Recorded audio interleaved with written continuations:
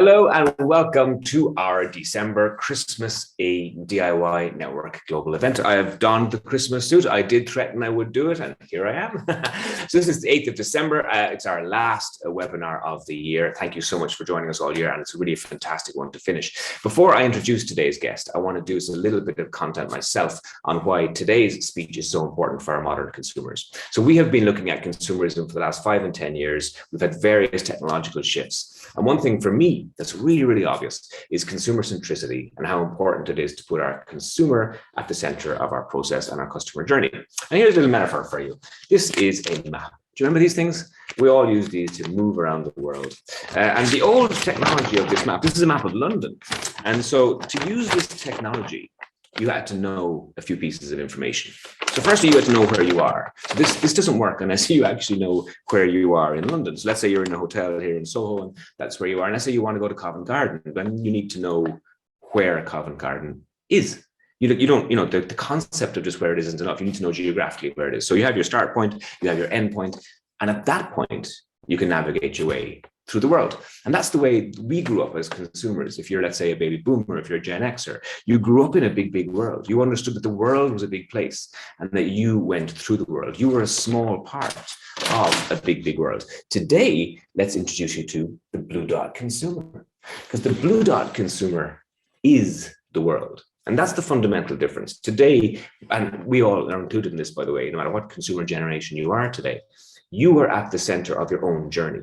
And the whole world revolves around you. Every brand, every business you interact with, you expect them to take a step left if you take a step left. And this is the fundamental metaphorical change in business, where we don't have a consumer at the end of a customer journey, some kind of inconvenient truth at the end. They are at the center and they expect everything to revolve around them. And that's the same way in terms of how they search and buy. And so we've had a marketplace model for 2000 years where, we, the consumer, went to the marketplace, to the town square, and we went from stall to stall and we purchased what we wanted. And obviously, as e-commerce has changed things, we still do that electronically, but now the model is changing, subscription models are changing, and the pandemic, of course, has brought direct delivery and direct to consumer and multiplied that hugely. And so there's a huge amount of forces going on that places the consumer right at the middle. And today's guest is really going to explode and talk about that. So I'm delighted to be joined today in a session called The Local Future of Online Shopping by the CEO of NearSt, Nick Brackenbury. Nick, join me on screen here and say hi. How are you today, Nick? Fantastic. And thanks so much for having me. It's great to be here. Yeah, no, so delighted to have you. Where are you dialing in from today? I am from sunny East London right now, so Shoreditch. Okay, excellent. And come here, in terms of pandemic, obviously your business, I'm sure you're going to do an intro in a moment in terms of what NearSt is, but obviously business is booming for you at the moment in terms of local and online. In the last 18 months, pandemic-wise for you personally, actually, what's it been like? What kind of life have you been leading yourself for the last 18? I think the migration lots of people did. I migrated out of London for a year to Hartford. And tried the remote work thing, and then moved back into London when doing a 4-day-a-week commute after lockdowns lifted actually became very, very tiring. So I moved back into London probably about 3 or 4 months ago. So I've done the full pandemic experience, you could say. Yeah. Okay. Excellent. And DIY, are you a DIY nut? Are you? I would say I'm an amateur DIY nut at home. I was formerly a DIY car nut, and so I'm very competent at breaking things and out of necessity having to learn how to fix them. Okay, see, necessity is the mother of invention and all that. Okay, well, listen, we have about an hour today, so what I'm going to do is I'm going to hand the screen over to you, and if you take us through what NearSt is and what you do and how we can maximize local online, and then maybe we'll have a chat afterwards. For everyone watching, if you're watching live, there is a Q&A box over here on the platform, so if you want to pop your questions into that, and we'll ask Nick those afterwards. So Nick, over to you, Trout. Fantastic. And it's such an interesting time to be talking about this as well, particularly what you're saying around the blue dot consumer, and it fits so well with everything we're going to talk about today. Brilliant. So let me jump straight in, and I think very briefly just on myself, I think probably one of the most important things to know about NearSt is that we exist to get people into bricks and mortar stores, into high street stores. I actually come from a background in the marketing world, and everything we do as a society is all about ultimately how do we help people choose us as a business, choose us as a service, choose us as a shop. And that was my background doing that back in the early 2010s in the world of marketing. How do you build big digital experiences for global brands? But today, I'm one of the co-founders and the CEO at NearSt. We've existed since about 2015, but with this very, very simple mission to bring people back into high street stores. And what I really want to talk today about is how often online is seen as this kind of threat to physical retail, to physical sales in store. And what I really hope to show is it's not actually quite that clear cut. There's been this phenomenal growth in online, but perhaps that can actually be one of the biggest growth opportunities for physical retail. That this growth that we always hear about in e-commerce and in the online world can actually be one of the biggest growth opportunities in the physical retail world. But before I do that, I just want to tell you a very brief story about how NearSt began, because I think it's very, very relevant for actually what you're talking about, Ken, at the start there. And this is the literal light bulb moment that my co-founder Max told me that actually led me to quit my job in 2015 and start NearSt with him. And he told me this story where he was sat at home with his wife, and he was about to have some friends over for dinner that evening, and the light bulb in his dining room went. And so he did what many of us would do. He unscrews the light bulb and he looks at whatever it says on the side of it, and he taps it into Google. A Philips 15-watt LED CR7. And Google very competently tells him hundreds of places he can order it online for delivery tomorrow, which is frankly amazing that technology exists.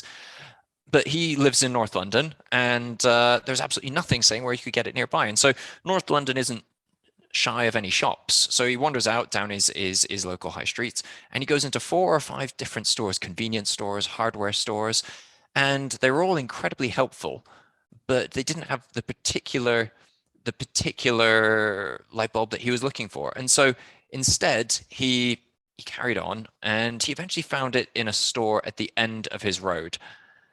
And when he got home, he thought to himself, how is it possible that it is so much easier to get this light bulb shipped from a warehouse hundreds of miles away than get it from this store that's just at the end of my road?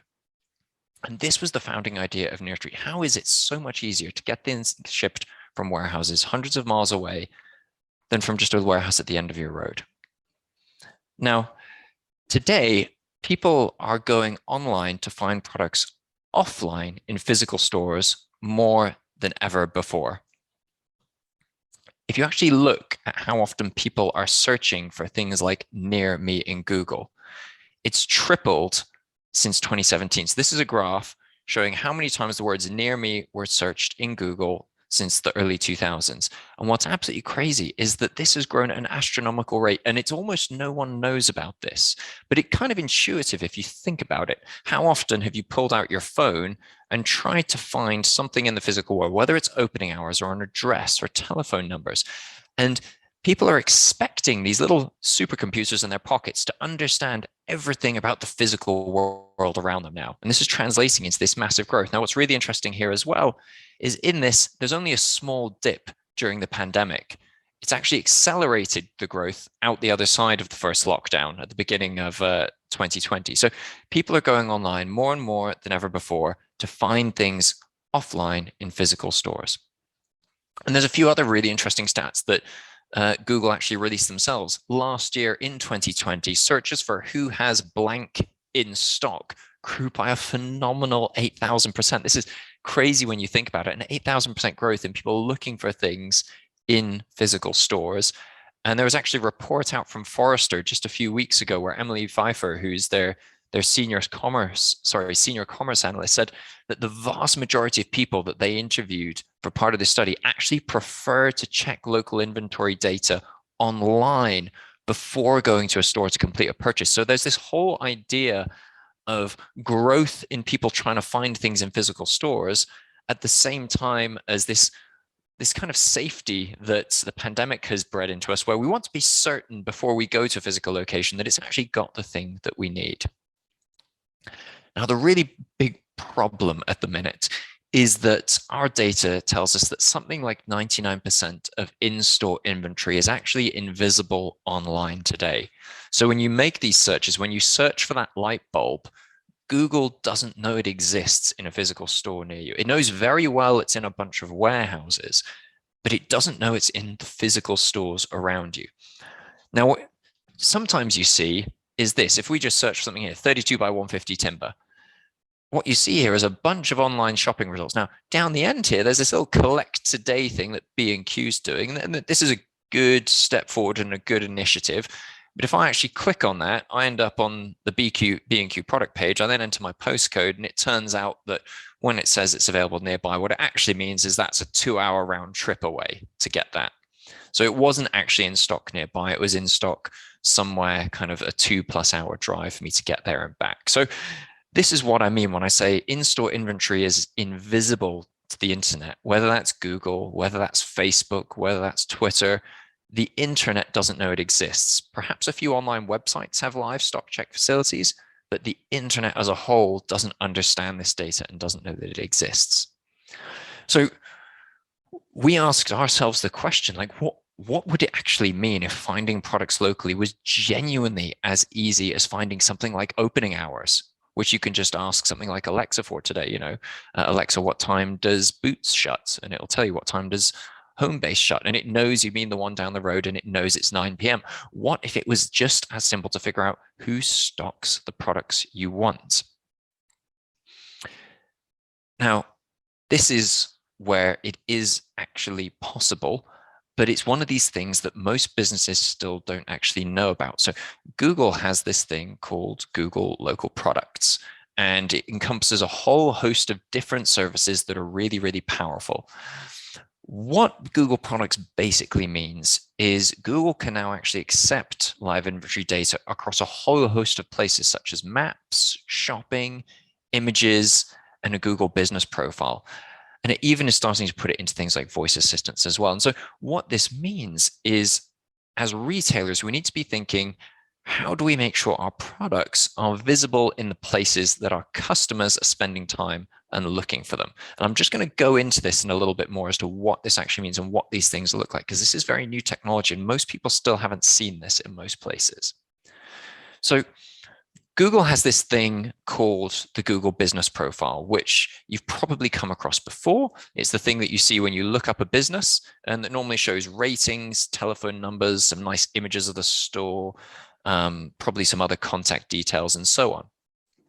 And what's possible in this now is you can now start to add live in-store product availability into it. So instead of only seeing opening hours and telephone numbers, you can also show, here's a live view of what's in stock. And so we think about customers looking for local information, expecting the phones in their pockets, these things, to really understand the physical world around them.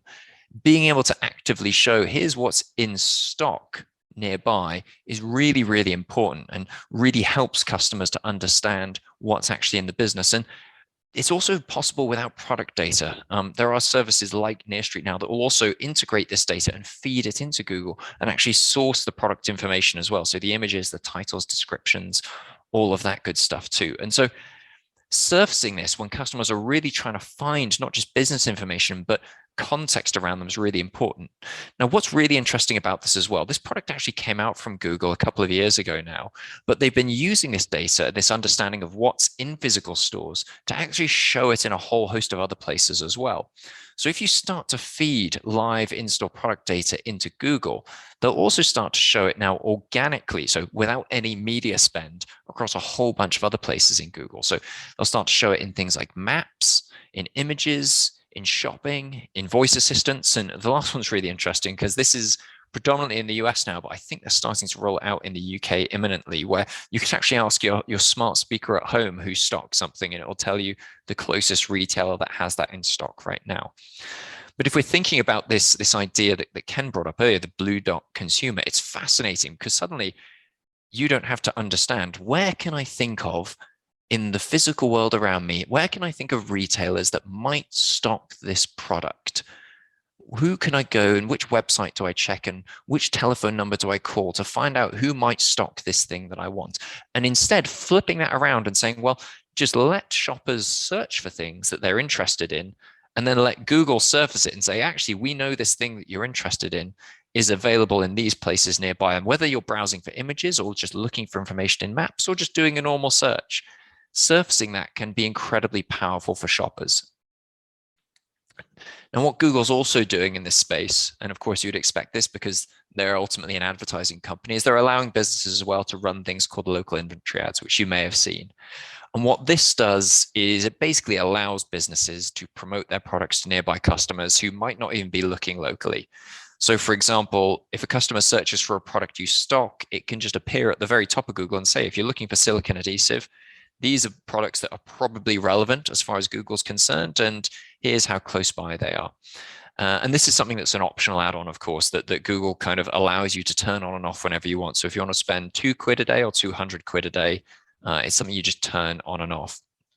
But what's really, really interesting about these is they basically enable businesses to surface their products to customers that are not even thinking they're trying to find something locally, but are just looking to solve a problem. And that's how customers shop. How many times have you explicitly said to yourself, I would really like to buy this thing I need online, or I would really like to buy this thing I need from a physical store or a mail order catalog or wherever else? Consumers don't think in channels. They just think they need a thing. And so many of those searches for the things, the products they need, now begin in somewhere like Google, but they might not be thinking this is actually available nearby. And so helping surface that information to them and saying, actually, this is something that you might not have expected to be in stock in a store, in your local DIY or hardware retailer, in your local village, but they actually do have this in stock right now. It's incredibly enlightening for consumers, and it also makes it incredibly convenient for them, which is really, really fascinating. Now, I'm actually going to skip ahead a couple of slides here. I did have a video I wanted to show you, but I actually think it's far more interesting to look at some of the data in this space and what it actually does to businesses. So when customers start to surface information about their products in Google, what's really interesting is Google prioritizes businesses that have really good data that's coming into it. So what Google wants to make sure is when it shows information to its users, to the billions of people searching on it every day, it's showing something it thinks is good. And an algorithm, a computer has to decide what's good and what's not. And what Google does is it gives a real boost to companies that look like are supplying really, really good data. And so if you're sending live inventory data of what's actually in your store into Google, then Google will actually surface the information about that business a lot more often. So this is a hardware store that uses NearSt to surface their stock in Google. And what you can see here is this is how often their business is being found in search on a daily basis and in Google Maps. And at the point that they go live with NearSt, you can see suddenly Google naturally starts showing them a lot more. This is without any media spend or ad spend. Google just starts showing the business a lot more in search, but also a lot more in maps as well. So when customers are just searching for things such as a hardware store or DIY store in Google, what Google's doing is it's prioritizing this hardware store much, much more, because what it's saying is, well, we know this is going to be a good customer experience, and we also know that the results are going to be relevant. And over the course of a couple months from just going live, they actually had about 100% increase in organic views, organic being, things that don't come with any media spend or advertising spend. They had a doubling, 100% increase of how often their business was appearing. And so this is everything that Google is doing right now, is saying, how do we surface this information? How do we give better data to our customers so that people can see what's in store? Now, something that comes up all the time is this question around what the pandemic has done to these habits and people wanting to go into physical stores. And, hasn't the pandemic sent more people online? And what's really interesting is, yes, but it's really good for physical retailers. Now, at NearSt, what we're doing is we're connecting the products that are in physical stores to people like Google. And so what this means is we see a phenomenal amount of data every day in how shoppers are searching for products in physical stores and how often they're doing it, because every search that comes through runs through our platform. And so this is a fascinating chart that we've been looking at over the last 2 years. And this starts from the end of 2019 to February 2020, just before the pandemic, all the way through up until about a week ago today. And it's indexed on the y-axis to how many searches have been and how many local product lookups have been running through our platform, where 1 equals the average we saw in February 2020, just before the pandemic.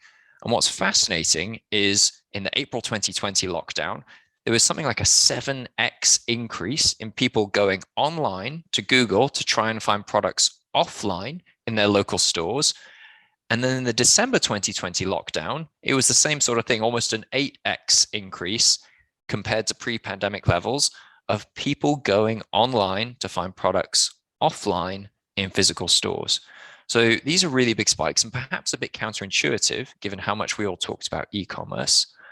But what's really interesting in this for me is the sustained behavior shift.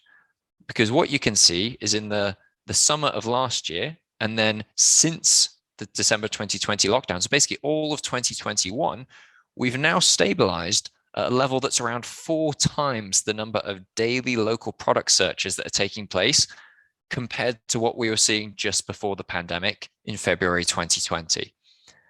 And what's really interesting is as we come into Christmas and kind of the increase in online shopping and the increase in Christmas shopping happens, that's also translating to more local product searches as well.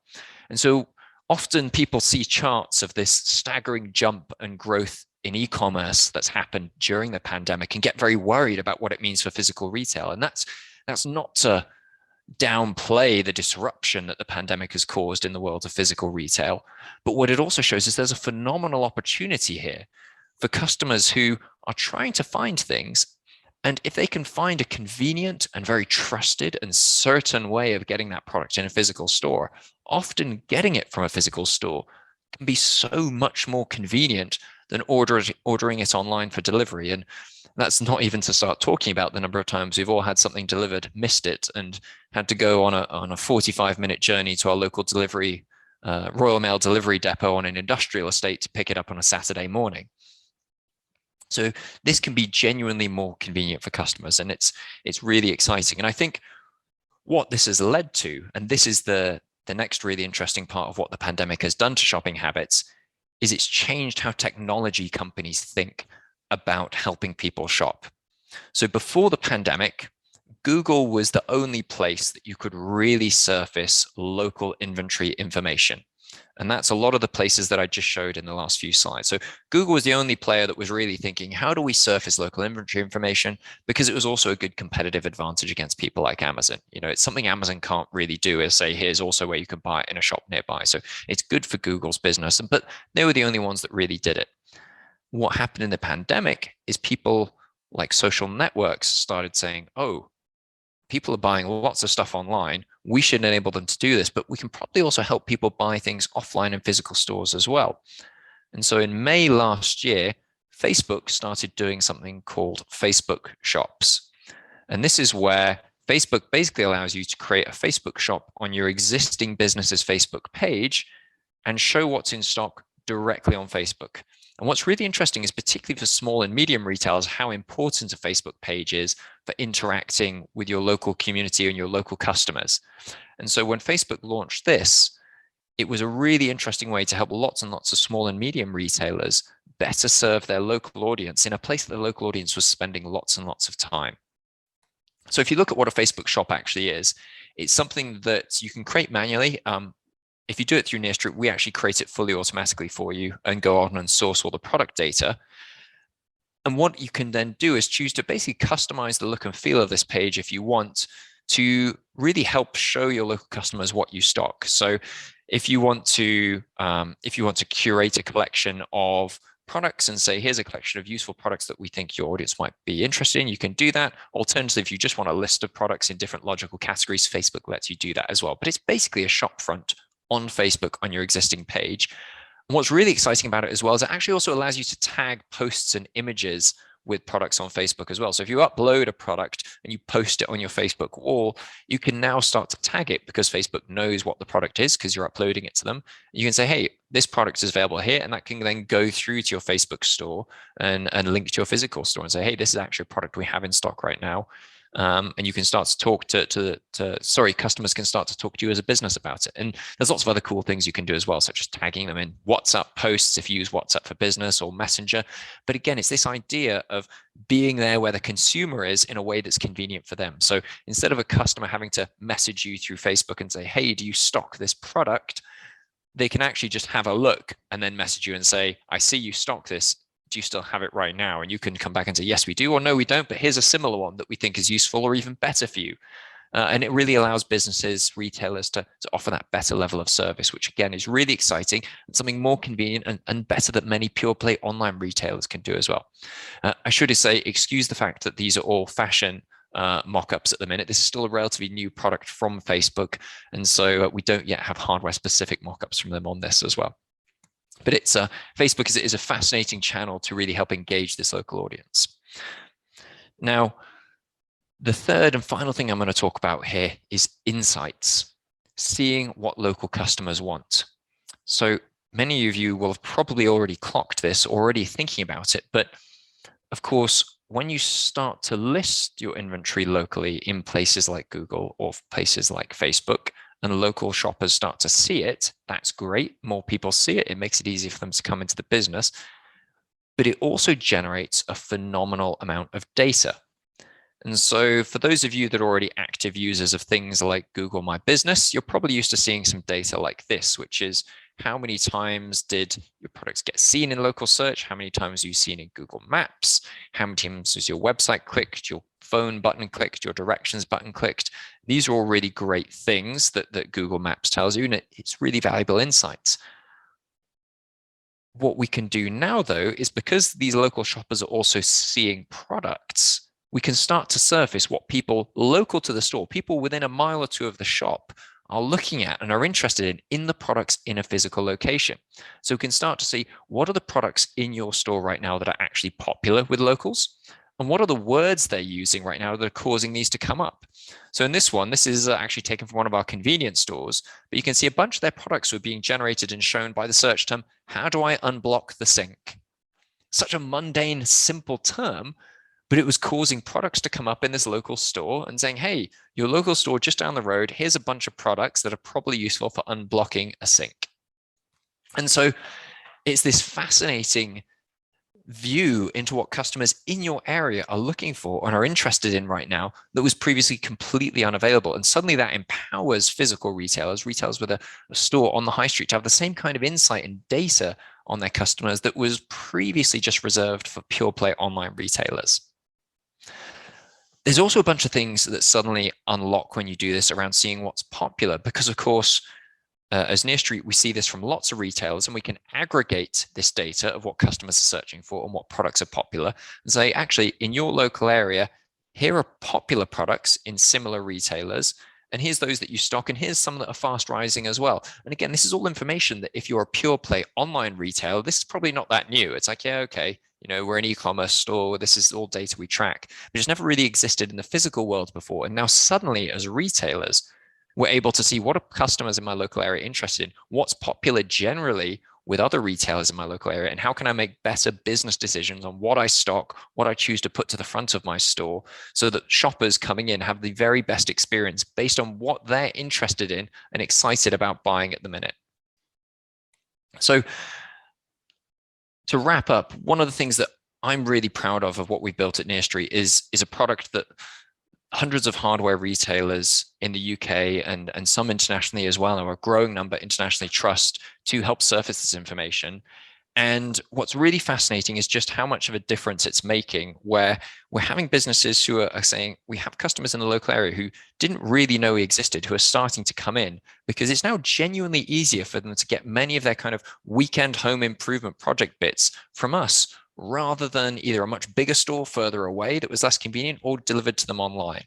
And what they're also saying is it's selling more obscure products that they didn't sell very often before, because these were things that their local customers often didn't expect to have in their local store. And this, as an owner of a business myself, is what gets me really excited, is seeing retailers who are capitalizing on the growth of online to get more customers in store, offline in their physical store, and really do things that were never really possible and they didn't think were possible. And so that's why, as NearSt, everything we think about as a business is, how do we get more in-store products visible online in places like Google, in places like Facebook, because that's where people are spending their time, but that's also where customers want to spend their time, but they also want to spend their time in their high streets and in their physical communities. And if we can marry the convenience of shopping online with the convenience and expertise and service you get from buying something locally, then we really have an incredibly powerful, exciting future of retail. And that's really what I'm excited about, and why I'm so optimistic for the future of retail, and why I think we have a great decade ahead of us. Excellent. Nick, thank you so much, pal. Pop me up there and Yaki. Here we go. Yeah, amazing. I mean, I think my first comment, there's a few questions in, so we're going to race through all the questions in a moment. But Brilliant. The first thing that comes to mind for me immediately, and I guess, you know, with the whole sustainability conversation getting louder and louder in the last kind of, well, like years, but certainly very much in the last year, the first thing that struck me as you spoke was that, like, this seems to be a perfect moment to connect the need of a consumer and their requirements to local product, as opposed to all the shipping and the stuff that. So yeah, e-commerce is amazing, but isn't it even better sustainability if the product you want is around the corner and you can get it yourself? So are you seeing that bump too in terms of interest because of that side of things? You are absolutely right. There are lots of retailers that are using this as well as part of their eco credentials. It's fascinating as well how many investors are asking us the same sort of question, saying this must be massively positive for the environment. And we actually did a bit of digging a few months ago, and I think diesel van sales were up something in the 80% range last year in the pandemic in the UK. And you just think about how many van miles on the road that means, that often didn't need to happen. Of course, we still need deliveries to stores, but we can stop those vans going door by door by door by door by door down the street and say, well, actually, just walk down the road to the store. It saves so much from kind of an environmental perspective. So I think you're absolutely right that there's a huge eco benefit from buying more just from the shop down the road rather than getting it shipped. Yes, yeah, I think so. Now, first question that came in from Oliver, and it's an interesting question, but I think I can nearly answer it in my own head myself. The advantage of NearSt is really obvious and visible from an urban environment point of view, where you can walk to the shop and you can walk.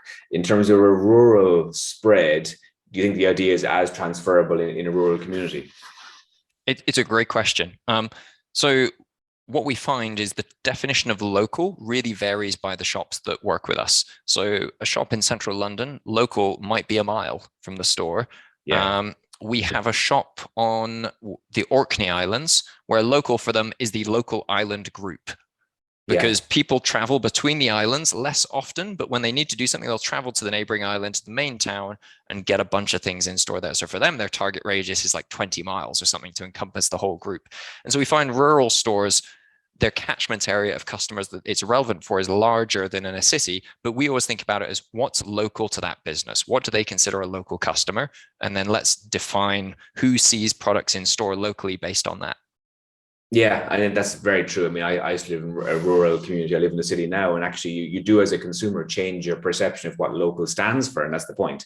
As long as it's local to you, that's worth the effort getting into the car. One of the things you said earlier on was, you know, do they have the thing I need? And I remember during the pandemic, it's a little story. I was standing in a queue outside of B&Q, and the queue was probably about an hour long to get in. This is in the middle of the start of the pandemic. And I remember bumping into the guy who was in the queue in front of me in the store, and he was so frustrated that the thing he had queued for, of course, wasn't in the store physically.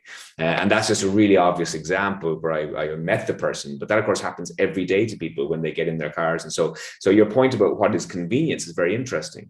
So like in our modern economy, we think convenience is one click, one swipe e-commerce, the product comes to me. And I talk about that all the time, actually, about that blue dot, that idea of, you know, I make minimum effort here, I press the button and the product comes to me. That's convenience.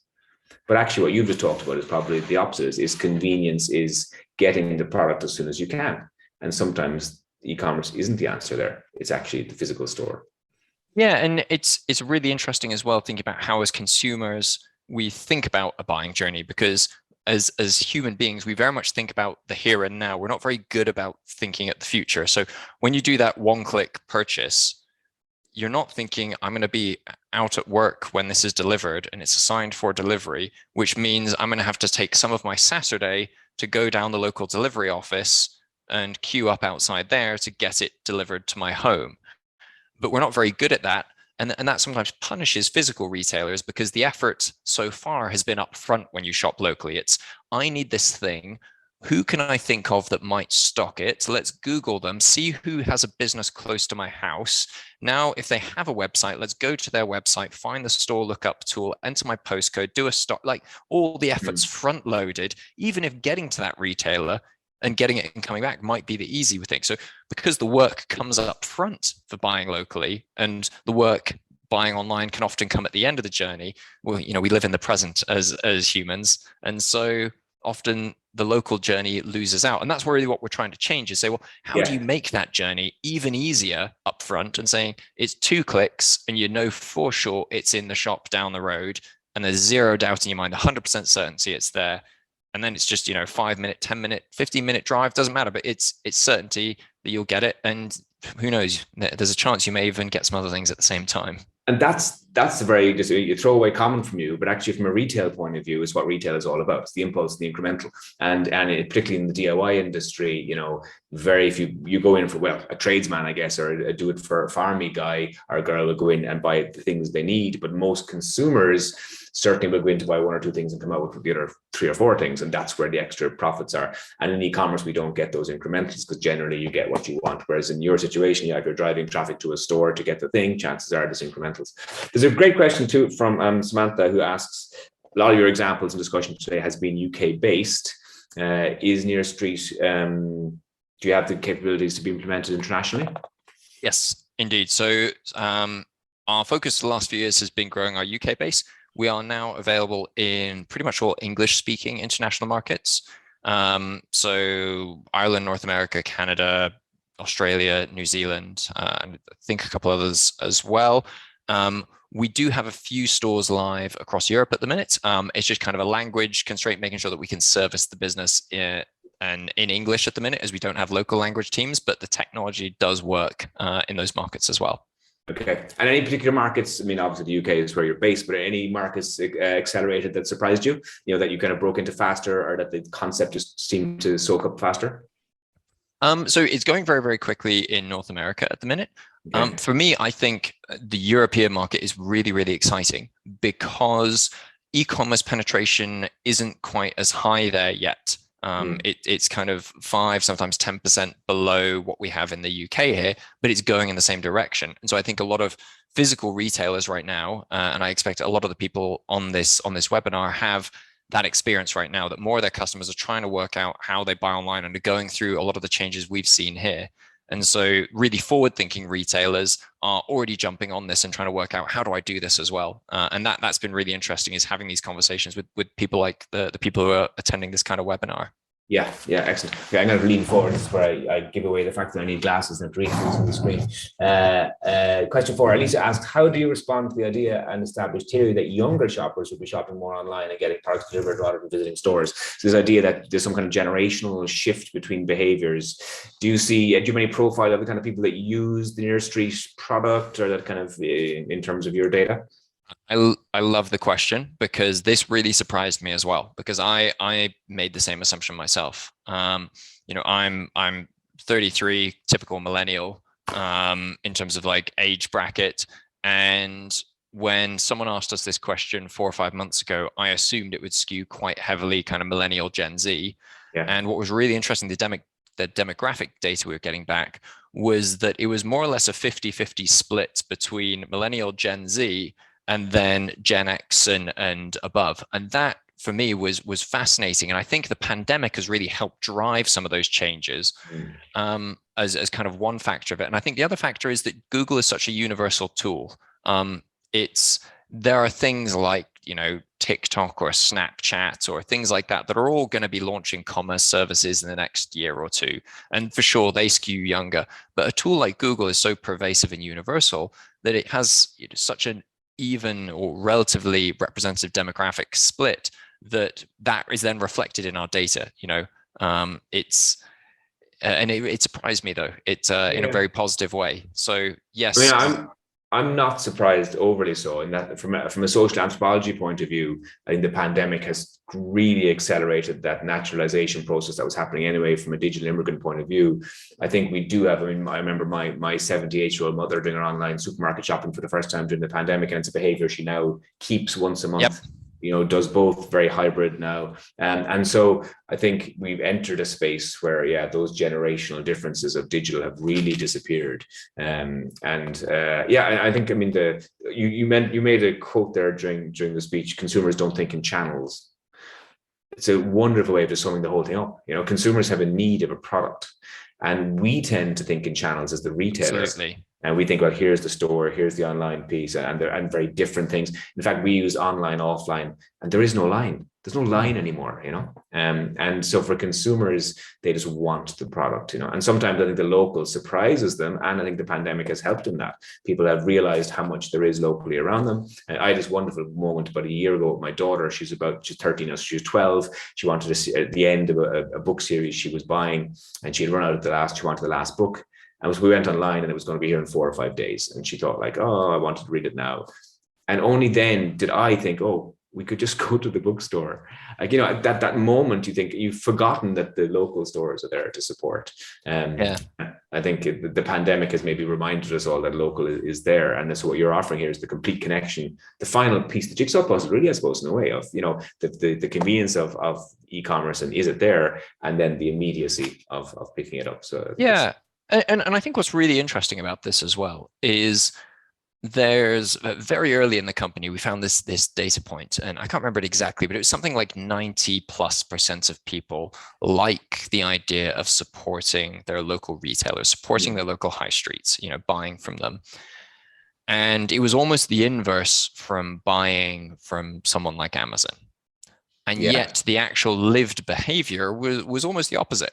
If you just looked at any of the charts from the last 5 years, the opposite was there. And so there's this very interesting mix where there's this real goodwill, desire, understanding that this was a good thing, but there was some kind of barrier that was stopping them taking action on that goodwill. And you see why, when you go into a store, there is such an unrivaled experience, particularly in the hardware and DIY space.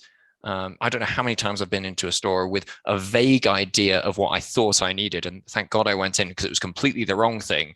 And I'd mistaken a tool or a fitting or a fixture that I needed that would have probably pulled down half my wall if I'd actually used it.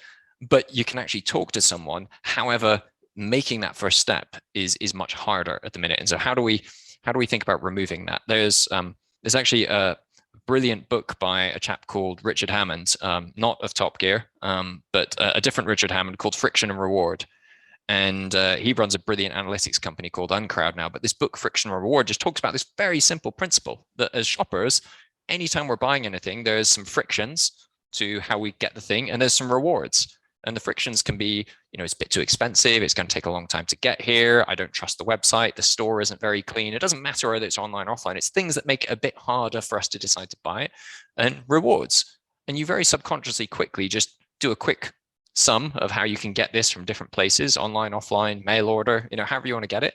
And that's typically what wins. And so our job is, well, there's so many great rewards in the physical retail space, but there's also quite a lot of frictions to getting there at the minute. So how do we drive down those frictions in the places where our shoppers spend time right now, which is in a bunch of, search engines, social networks? How do we reduce those frictions so that it's just obvious that, I can check in 2 taps that it's available nearby?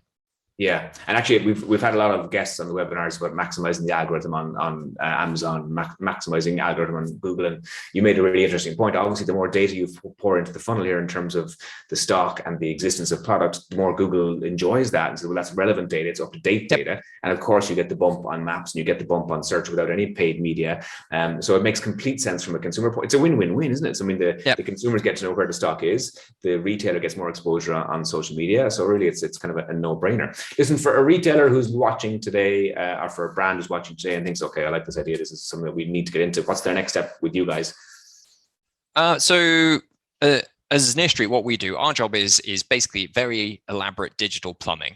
How do we connect the products that are in your inventory system to people like Google so that you don't have to worry about that and it just happens automatically in the background? So you literally just go to NearSt, which is our site. And if you send an information request in, we have different teams that specialize in different categories. So, you won't end up talking to someone that works in fashion. You'll end up talking to one of our team that actually works exclusively in the hardware and DIY sector, just to understand what systems you use, how it works, and whether it can be a good fit for you.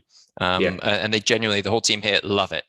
We very mission-focused companies. So every single person you'll speak to here is out there to see the high street thrive and succeed, not to save it, but to unlock the value that's already in shops. So they'd love to have a chat.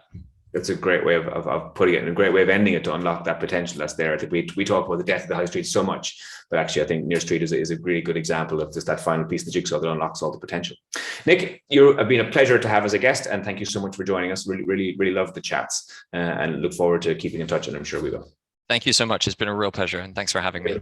You're very welcome, Paolo. Have a happy Christmas. And speaking of Christmas, of course, this is our last webinar of the year. We've had an amazing, in fact, if you look at the last 18 months, we've had an amazing amount of guests. I would like to thank everybody who's taken the time, because obviously everyone who comes on these monthly webinars has to do, their presentation, their slides, and get it all ready. And so we're very thankful of their time and their knowledge and their thought and expertise that they bring to the platform. But behind the scenes, obviously, you see me and you see my wonderful Christmas suit and my lovely set. Behind the scenes, there is one man that keeps everything going. And I do want to thank him today after the whole 18 months of the webinar, and certainly the last 2021. So Iñaki, turn on your camera there and your microphone and say hi to us all. Iñaki, how are you, pal?